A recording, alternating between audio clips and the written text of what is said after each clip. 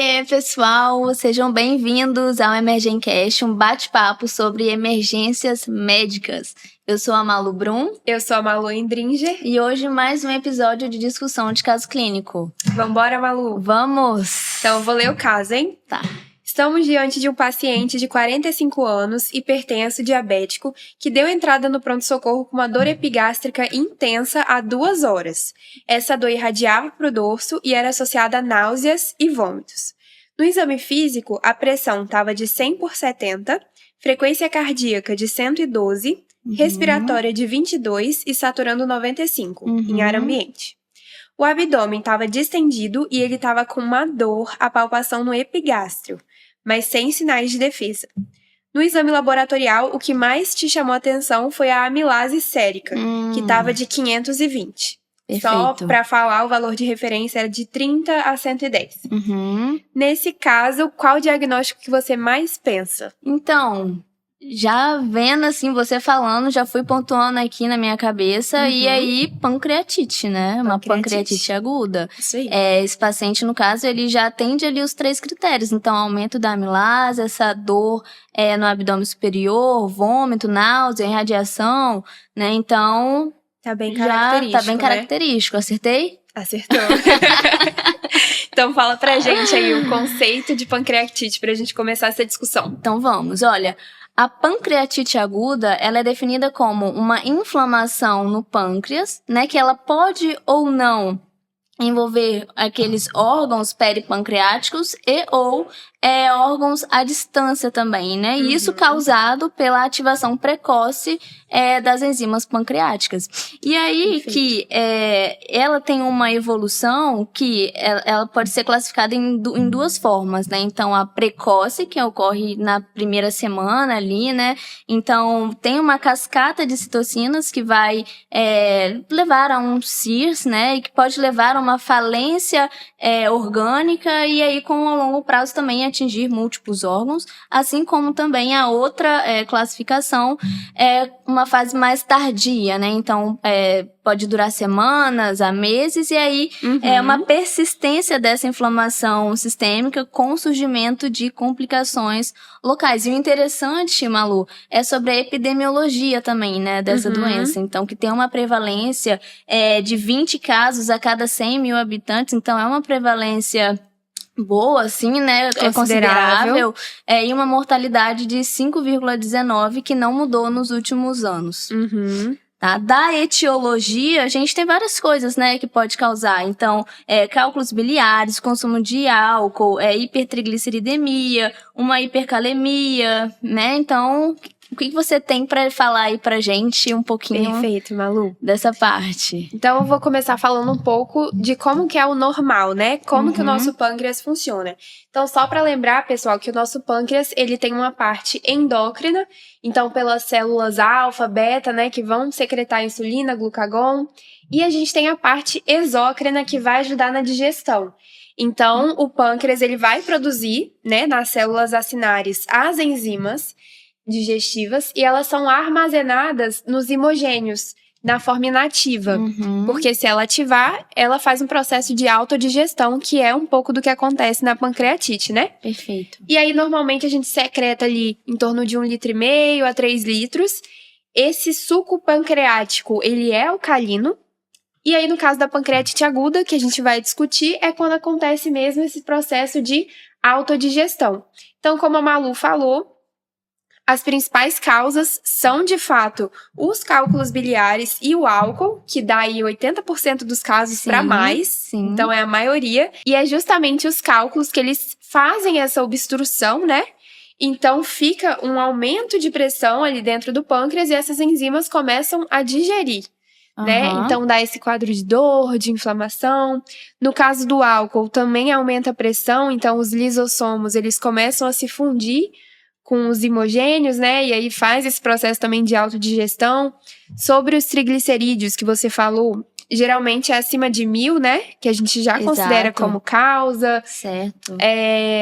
Mas o quê? Outras etiologias também é a etiologia medicamentosa, que ela é muito importante, principalmente nos pacientes mais idosos, né?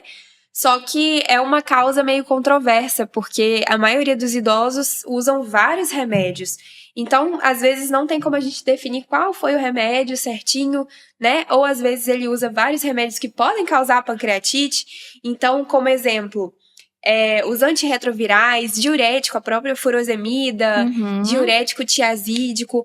Outra causa também é a pancreatite pós-CPRE, né? Isso é muito importante. No internato a gente vê direto isso. Pacientes que... Direto não, né? Mas não é tão incomum a gente ver pacientes que evoluem com pancreatite pós-CPRE. E eu acho que essas são as principais. Sim. E aí, falando um pouquinho sobre fatores de risco, né? Tabagismo, diabetes. Embora esse risco pareça ser um pouco maior na pancreatite não biliar, só que é importante a gente citar aqui que são fatores de risco. Com certeza. Né? Agora, do quadro clínico, Malu, o que a gente espera desse paciente? Então, esse caso que a gente leu, ele é bem assim... não específico, mas bem sugestivo. Característico, né? Exatamente. Então, essa dor no quadrante superior do abdômen, aqui em região epigástrica, uma dor em aperto, ela pode irradiar para o dorso, porque o pâncreas, ele é um órgão retroperitoneal, né? Certo. Então, tem essa relação de forte intensidade. Na maioria das vezes, elas vai se relacionar com náusea, com vômito. Então, assim, muito característico mesmo. Bem característico. Desse paciente. Agora, a gente tem alguns padrões, né? Por exemplo, numa cólica biliar, tem o início abrupto, né? Então, com um pico ali entre 10 a 15 minutos, né? Já no caso de uma libação alcoólica, né? Uma embriaguez, tem uma distância, né, do tempo que ocorreu o episódio, né, da libação e o início dos sintomas, variando de 1 a 3 dias. Então, ficar atento também, né, a essas questões, assim, pra gente já pegar qual que é a etiologia do paciente já na história clínica dele. Perfeito. Lembrar que também no exame físico a gente pode achar alguns sinais, né? Tem o sinal de Gray-Turner, que é aquela equimose nos flancos. Isso. E tem o sinal de Cullen, que é a equimose periumbilical. Tem também o sinal de Fox, né? Então, a gente sempre tem que pensar nisso, porque isso reflete uma hemorragia. Sim. Né? Intraabdominal. Então, é importante ver. Hemorragia retroperitoneal. Agora, a ausência de dor, será que ela ocorre em algum momento, né? O que o livro traz é que ocorre em 5% dos casos, né? É uma prevalência muito baixa, mas... Pode acontecer. Pode acontecer. Isso aí. Né? Já náuseas e vômitos, a prevalência é de 90%. Então, já é por isso que também entra, né, ali quando a gente vai analisar e colocar dentro dos critérios, geralmente o paciente tem essa clínica, né, apresentando, né, uma prevalência muito alta. Perfeito, Malu. E lembrar também que para dar o diagnóstico de pancreatite, a gente não precisa se prender obrigatoriamente ao exame de imagem, né? Então, são 3 critérios que a gente usa para diagnosticar, que é essa dor super característica, né, em abdômen superior. Sim. As enzimas pancreáticas, pelo menos aí 3 vezes mais, isso, que o limite superior da normalidade. E o exame de imagem, que geralmente é o ultrassom, né? Mas se tiver 2, já fecha. Então, o paciente do caso, pela clínica, pelo exame, né, que ele tinha amilase bem alta, a gente já fecha o diagnóstico, né? Certo. Agora, sobre esses exames laboratoriais, né? Quando eu uso, por exemplo, uma amilase sozinha, é preferencial que eu utilize a amilase e uma lipase, por exemplo, as duas juntas, têm uma eficácia maior? Então, isso é uma coisa bem discutível. As duas juntas, elas são muito boas, de fato. A amilase, lembrar que ela é o que aumenta primeiro, né? Sim. É a enzima que aumenta primeiro, mas a lipase, ela acaba sendo a mais específica para as doenças pancreáticas. Sim. Né? E aí que eu trouxe alguns dados aqui, né? A amilase sérica, ela é a mais utilizada, como você falou, e ela tem uma sensibilidade de 63% a 83%. Uma especificidade de 85% a 90%. Ela tem uma elevação que ocorre entre 6 a 12 horas, né, após o início da inflamação. Tem uma normalização entre 3 a 5 dias. E ela pode estar normal em 20% dos casos. Pois é. Tá? E aí também pode acontecer de ter uma espúria de elevação, né? O que é uma espúria de elevação? É um aumento falseado, né? Então a gente tem aquelas amilases que elas são maiores, né? Que elas... como que eu posso dizer? Elas se juntam à albumina e elas se tornam amilases maiores, né? Que a gente chama de macroamilasemia, e aí a gente pode fazer, no caso, a amilase urinária, né, para poder avaliar nesses casos. Perfeito, Malu. Tá? Agora, no outro caso, né, da lipase, a lipase ela eleva entre 4 a 8 horas, ela tem uma sensibilidade de 82 a 100%. Então, muito ela alta, né? É muito alta.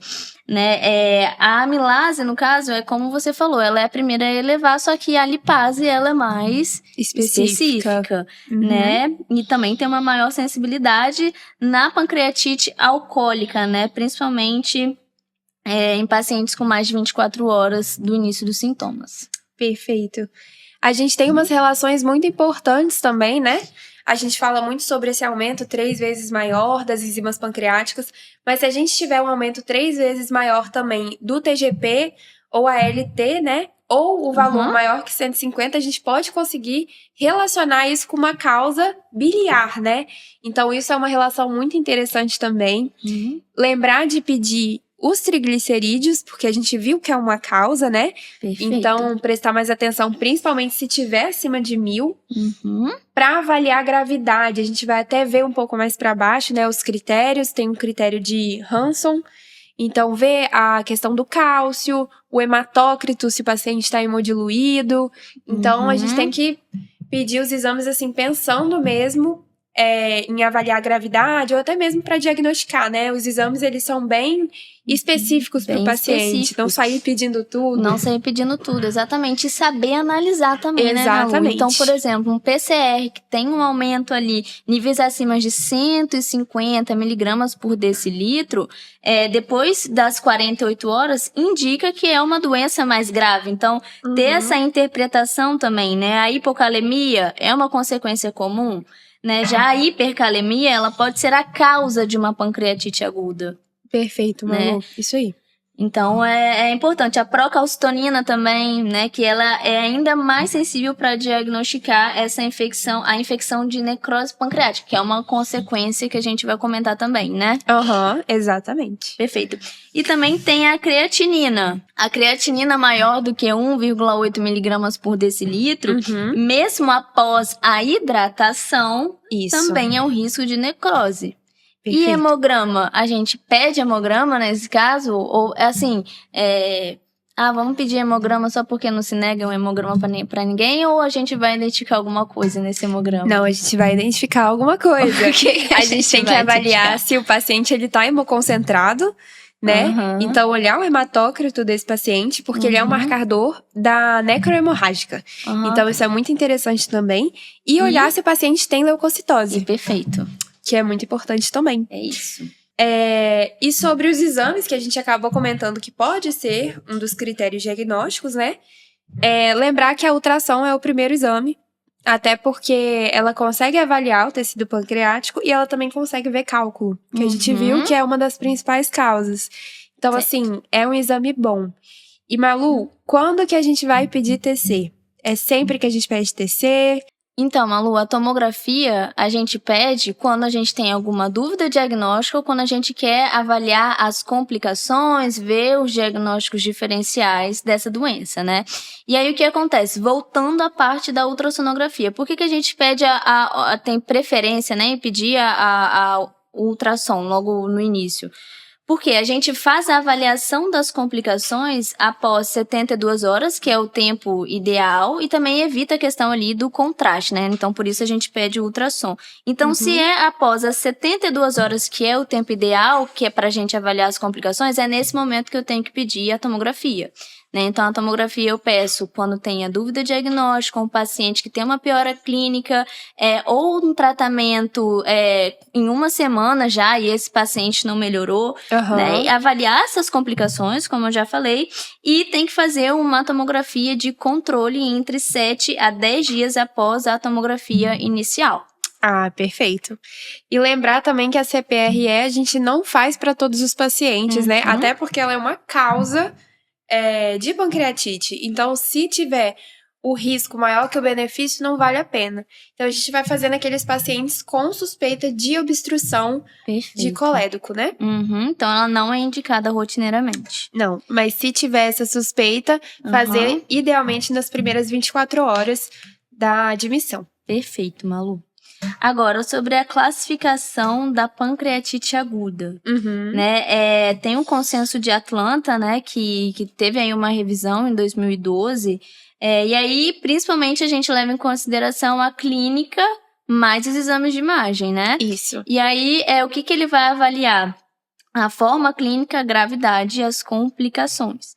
Já na forma clínica, a gente tem a pancreatite aguda edematosa, que é a forma mais comum, caracterizada por um edema focal ou difuso do pâncreas, e pode haver um acúmulo de líquidos peripancreáticos, né? E também tem a pancreatite aguda necrosante, presente entre 5 a 10% desses pacientes, né? E envolve essa necrose do pâncreas. Das complicações, a gente tem as complicações locais, que devem ser suspeitas quando tem uma dor abdominal persistente ou esses sinais inflamatórios mantidos, né? E eles incluem coleções líquidas peripancreáticas, pseudocistos pancreáticos, coleção necrótica aguda, necrose encapsulada. E as sistêmicas pode ser uma descompensação de doenças pré-existentes precipitadas pela pancreatite, assim como uma disfunção orgânica secundária a essa inflamação sistêmica. Então, pode ser cardiovascular, pode ser renal, respiratória e aí várias, né? Já quanto à gravidade da pancreatite aguda, a gente tem a leve, né? Que não tem uma disfunção orgânica, não tem complicações, tem uma baixa morbimortalidade. Isso. Já tem a moderadamente grave, que tem essa disfunção orgânica, mas ela é transitória dentro de 48 horas, né? E pode haver ou não complicações locais.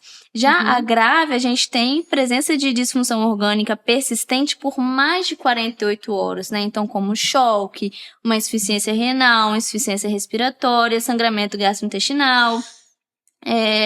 E frequentemente está associado com essas complicações locais, né? Então, um pseudocisto, uma necrose, um abscesso, e pode apresentar também complicações sistêmicas graves, né? Porque se a gente tinha no anterior, então a gente é esperado que tenha agora também. Então, uma coagulação intravascular disseminada, acidose metabólica grave, hipocalemia disseminada, e aí a mortalidade nesse caso chega até 50%, então é bem grave, né?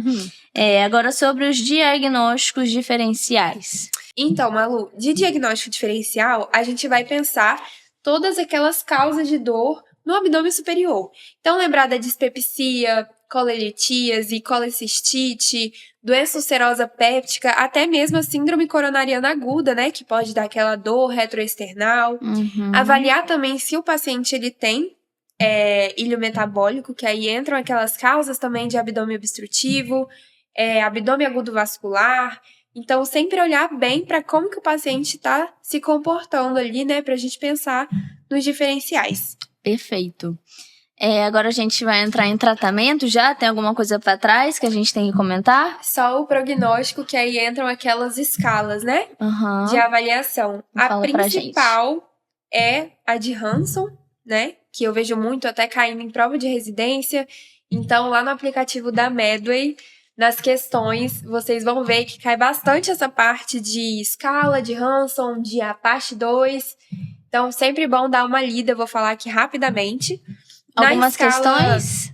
Algumas questões também. Você vai também. trazer algumas questões, então, pra gente hoje, né? Vou. Tá. Sobre a escala de Hanson, é importante a gente saber por quê. Acima de 6 pontos, a mortalidade é quase de 100%. Então, assim, a gente tem que avaliar esse paciente. E como que é feito? Na admissão, a gente vai avaliar alguns aspectos, como idade do paciente, a leucometria está acima de 16.000, a glicose está acima de 200, DHL acima de 350 e o TGO, lembrar que é TGO só, o TGP não entra, acima de 250. E 48 horas depois, a gente vai ver a queda do hematócrito, se foi maior do que 10%. Então, essa é a importância também de pedir o hemograma. Sim. Não é só porque não se nega a ninguém. O cálcio sérico, se ele tá abaixo de 8. PaO2, se tá abaixo de 60.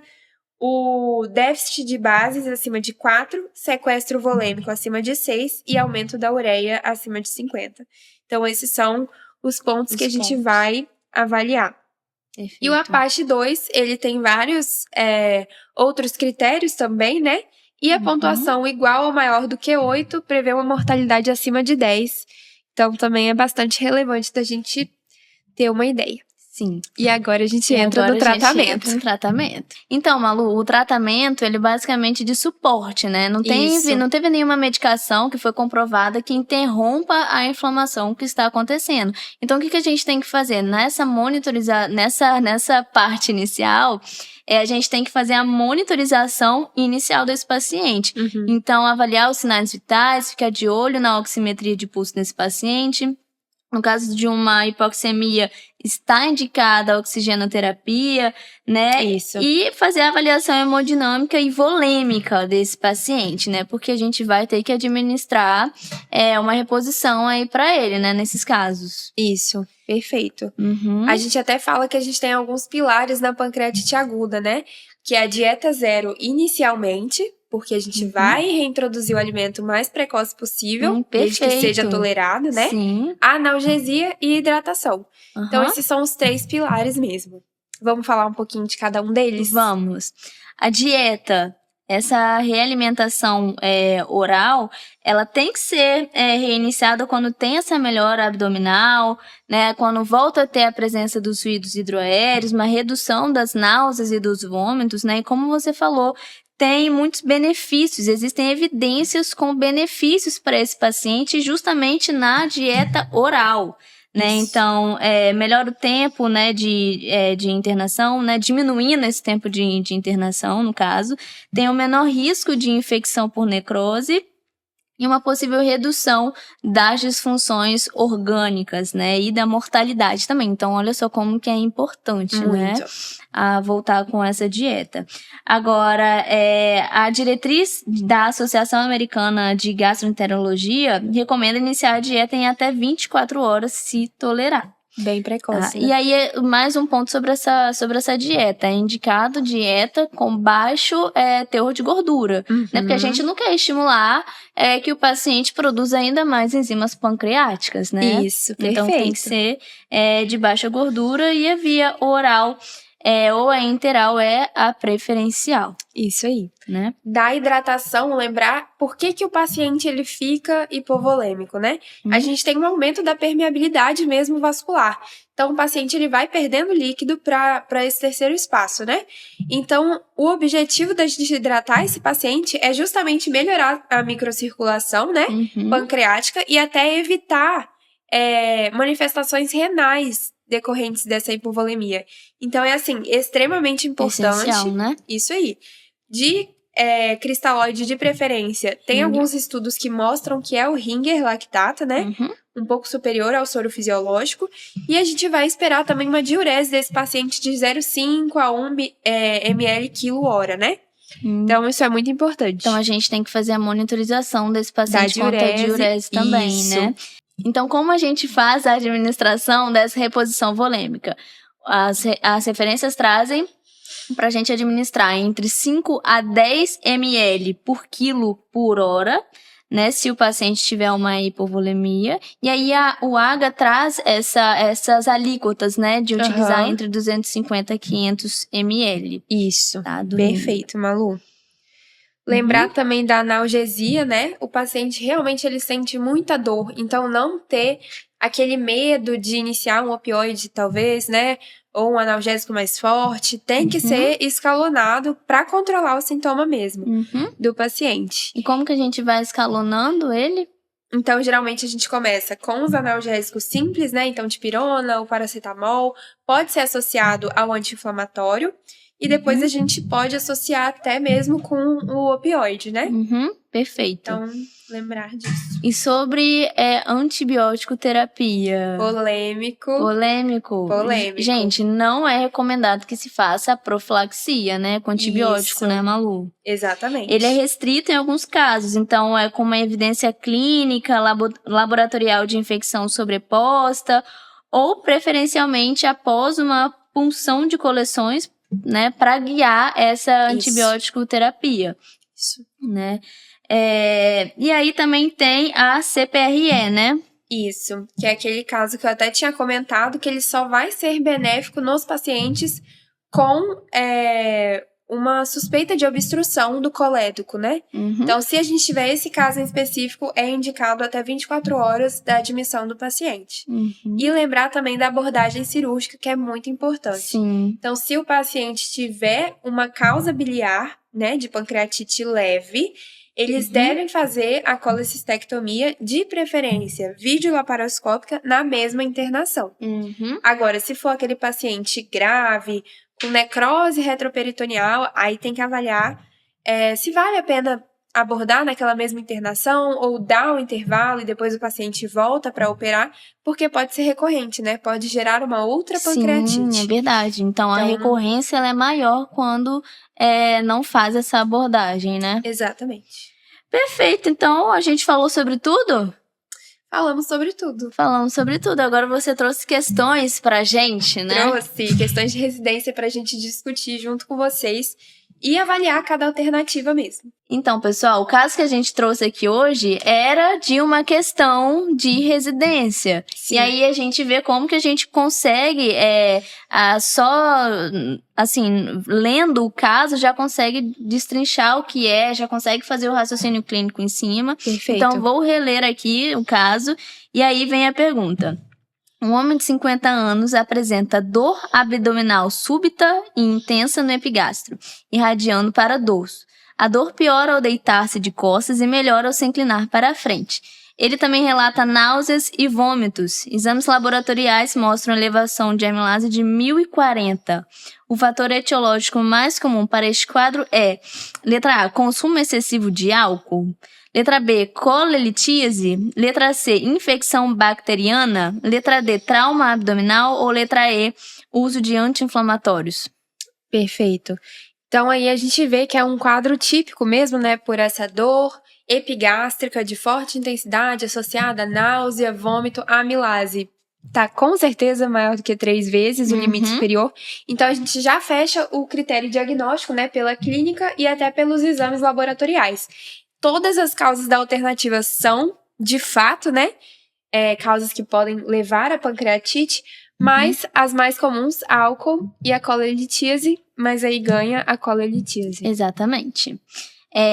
Outra questão, um paciente de 45 anos de idade, hipertenso e diabético, deu entrada no pronto-socorro com dor epigástrica intensa há 2 horas, irradiando para dorso associada a náuseas e vômitos. Ao exame físico apresentou uma PA de 100 mm de mercúrio por 70 mm de mercúrio, uma frequência cardíaca de 112 batimentos por minuto, uma frequência respiratória de 22 incursões por minuto, saturação de oxigênio 95%. O abdômen estava distendido, com dor à palpação no epigastro, sem sinais de defesa. O exame laboratorial revelou a amilase sérica de 520, com valor de referência entre 30 a 110. E, nesse caso, o diagnóstico mais provável e a conduta inicial são, respectivamente: letra A, úlcera gástrica perfurada, realizar radiografia de tórax. Infarto agudo do miocárdio, solicitar eletrocardiograma e troponina. Letra C, colecistite aguda, realizar ultrassonografia abdominal. Ou letra D, pancreatite aguda, iniciar reposição volêmica vigorosa. Pancreatite aguda. Olha, é pra todo mundo acertar a questão assim, viu? Isso Depois de ter assistido esse episódio, tem que acertar, gente. Por favor, hein? Por favor, hein? E dá pra ver como que as questões, elas se repetem. Então, é sempre um caso clínico muito parecido com essa dor, náusea, vômito, né? Então, é importante saber esses diagnósticos diferenciais, por que pedir um exame ou por que não. Perfeito. Isso aí. Vamos para a última agora. A última. Em relação ao diagnóstico e ao tratamento da pancreatite aguda, é correto afirmar que, letra A, Na análise laboratorial, devido à sua alta sensibilidade e especificidade, a amilase é o principal marcador sérica de pancreatite aguda, sendo o principal método de escolha. Letra B. O nível elevado de triglicerídeos séricos não influencia o nível de amilase, como acontece no caso da lipase. Letra C. Diretrizes recentes recomendaram o uso rotineiro de antibióticos profiláticos em pacientes com pancreatite aguda. Letra D. Atualmente existe uma terapia farmacológica específica para o tratamento da pancreatite aguda, em que são utilizadas altas doses de corticoide. Letra E. Nos casos de pancreatite aguda de etiologia secundária à litíase biliar, a colecistectomia deve ser realizada com o objetivo na prevenção de episódios recorrentes de pancreatite aguda. Parece que essa questão foi feita pelo final do podcast, Exatamente. Né? Tudo que a gente falou. A gente falou tudo o que precisava, né? Exatamente. Então, foi fácil, né, as questões? Fácil, assim, depois de escutar, depois Com de tudo certeza. que a gente abordou. Esse que é o interessante também, né, Malu, da gente estar nessa fase da faculdade e aí ter toda essa experiência também com as provas de residência, já ir se acostumando, tá, com essas questões, gente.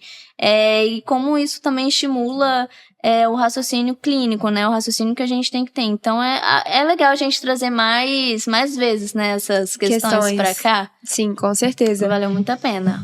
E lembrar que, para quem tá no internato ou já quer começar a se preparar para residência, a gente tem um cupom para vocês da Medway, que é um super curso para preparação mesmo. Então lá eles têm um banco enorme de questões. Sim. Que você pode assistir o nosso podcast, fazer as questões, ou até algum caso que você viu no internato interessante, quer praticar, ver como que isso cai. Então, só digitar Emergencast no momento da compra. Exatamente. E, gente, além desses cursos, né, dos extensivos que o pessoal da Medway oferece, tem outros cursos também. Então, de ECG, tem o curso lá e é muito bom, tá? Eu já peguei pra poder testar, pra poder, né, ver como que é o curso e eu particularmente amei. Eu gosto de ECG, a Malu também gosta de ECG, mas... Só um pouquinho. Só um pouquinho. E aí o curso realmente muito bom. E o que é mais interessante, pessoal, é que lá tem questões pra poder fazer sobre ECG também, né? O que as pessoas têm um pouco de dificuldade em encontrar essas questões, né, pra poder treinar. Isso. Né? E pra quem também tá nos hospitais, a gente tem um cupom de desconto pra vocês na CalcMed. E lá você encontra tudo de bom, né, Malu? Tudo. Tem escala, score, calculador inteligente. Tem KDE, tem até como calcular QT corrigido. Tem tudo lá, segmento, como fazer reposição volêmica. Os médicos têm utilizado e todo mundo gostado. Tá falando bem, viu? Isso aí. E aí tem cupom também, né, Malu? Temos cupom Emergencast pra vocês. Exato. E agora, DocStage. DocStage é uma contabilidade para médicos bem focada nesse segmento. Então, eles têm bastante experiência, pessoal. Se você tá nessa fase, terminando a faculdade, vai começar a dar seus plantões agora. Ou se você também já é médico, né, está aí na área já tem algum tempo, quer uma indicação de uma curadoria financeira, a DocStage é a melhor, né? Referência, o Vitor e o Pietro utilizam desse serviço e eles gostam e indicam demais. Isso aí. Né? Então foi isso, gente. Espero que vocês tenham gostado. Sim. Curte, compartilha esse vídeo e fala pra gente nos comentários do que vocês estão achando, se vocês gostaram dessa abordagem com questão, do tema. É isso. Muito obrigada, gente. Até a próxima. Tchau. Beijo.